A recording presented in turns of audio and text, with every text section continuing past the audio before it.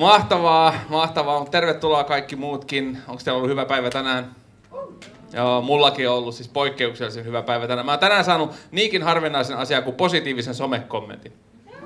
Kyllä, yleensä netissä on pelkkää vittuilua. Nyt tuli positiivinen somekommentti.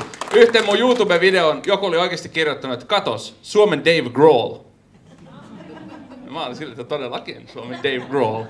Tiedätkö, kuka Dave Grohl on? Eikä maailman kovin rockitähti tällä hetkellä. Foo Fightersin laulaja ja Nirvanan rumpali. Jumalauta Dave Grohl. Mutta eihän tässä maassa saa olla kauan iloinen. Mä luin seuraavan kommentin, joka oli eikä ole kuin Suomen Teppo Näsä. Joka on siis Heikki Helan joku kummelihahmo 90-luvulta. Matti Näsän broidi, tamperelainen juntti, jumakauta juunäspäin. Ja mä en tiennyt kuka Teppo Näsä oli. Mulla oli pakko kuvagooglettaa Teppo Näsä. Sitten mä sain sen kuvan tonne puhelimelle. Mä olisin, että no joo, on se kyllä nämä toi. Pakko vaan myöntää tässä elämänvaiheessa on enemmän tamperelainen juntti kuin amerikkalainen rockitähti.